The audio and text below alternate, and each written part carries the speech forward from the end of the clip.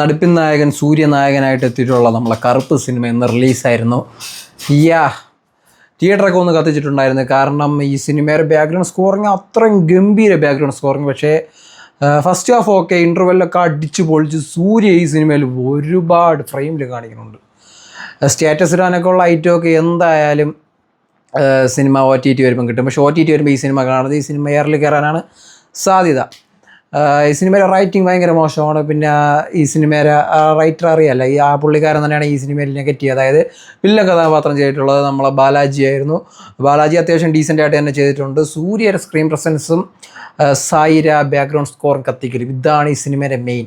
ഈ സിനിമയിൽ background score ഇല്ലായിരുന്നെങ്കിൽ, അതായത് സായി അല്ല ചെയ്തിരുന്നത് എങ്കിൽ ഒരുപക്ഷെ ഈ സിനിമ നല്ല രീതിയിൽ ഡിമ്മാവായിരുന്നു. പിന്നെ ഈ സിനിമ വേറെ ഏതോ ഒരു ലൂപ്പിൽ വേറെ ഏതോ ഒരു യൂണിവേഴ്സിൽ നടക്കണമെന്ന് മാത്രം വിചാരിക്കുക. ഒരൊറ്റ ലോജിക്ക് പോലും തലയിൽ വച്ചിരിക്കരുത്. ലോജിക്കൊക്കെ എടുത്ത് കളയുക. ഇത് നമ്മളെ യൂണിവേഴ്സ് അല്ല എന്ന് ചിന്തിക്കുക. കാരണം ഒരു കോടതിയൊക്കെ കാണിക്കുന്നുണ്ട്. ഈ ലോകത്ത് അങ്ങനെ ഒരു കോടതി ഉണ്ടോ, വേറെ ഏതെങ്കിലും രാജ്യത്ത് ഇങ്ങനെ ഒരു കോടതി ഉണ്ടോ എന്ന് പോലും സംശയമാണ്. അത് നിങ്ങൾ സിനിമ കാണുമ്പോൾ മനസ്സിലാവും. ലോജിക്കില്ലാതെ സൂര്യയുടെ ഒരു മാരക സ്ക്രീൻ പ്രസൻസും, കൈയടിക്കാൻ ഒരുപാട് റെഫറൻസ്, നമ്മളെ വിജയ് അജിത്ത് റെഫറൻസൊക്കെ വരണുണ്ട്. അങ്ങനെയൊക്കെ കൈയടിക്കാനൊക്കെ ഇഷ്ടം പോലെ വേണമെങ്കിൽ ഡെഫിനറ്റ്ലി നിങ്ങൾക്ക് എൻജോയ് ചെയ്യാം. ഈ സിനിമ ഒരു ലൂപ്പ് പോലെയാണ്. ഇതിനകത്ത് ഇന്നായി കഴിഞ്ഞാൽ പിന്നെ നല്ല രസമാണ്. പക്ഷേ ഇന്നല്ല എങ്കിൽ ഇതൊരു കാട്ടവരതമായിട്ട് തോന്നും. എനിക്ക് ഒരുപാട് ഭാഗം ഭയങ്കരമായിട്ട് ഇഷ്ടപ്പെട്ടു. കാരണം സൂര്യയുടെ സ്ക്രീൻ പ്രസൻസും ബാക്ക്ഗ്രൗണ്ട് സ്കോറുമാണ് അടിപൊളി. അല്ല സ്റ്റോറി ബേസ് നിങ്ങൾ നോക്കിയേച്ചാൽ ഇങ്ങനത്തെ ഒരു പടത്തിന് നോക്കിയേച്ചാൽ. കാരണം ഈ സിനിമയിൽ സൂര്യ ഒരു രക്ഷകൻ റോളാണ്. പിന്നെ സൂര്യയെ കുറ്റപ്പെടുത്താൻ പറ്റില്ല. കാരണം രക്ഷകൻ റോൾ ചെയ്തേ പറ്റുക. രക്ഷകൻ റോൾ ചെയ്താൽ മാത്രമേ ആ ഒരു സ്റ്റാർഡം വളർത്തിയെടുത്തുകൊണ്ട് പോകാൻ പറ്റൂ.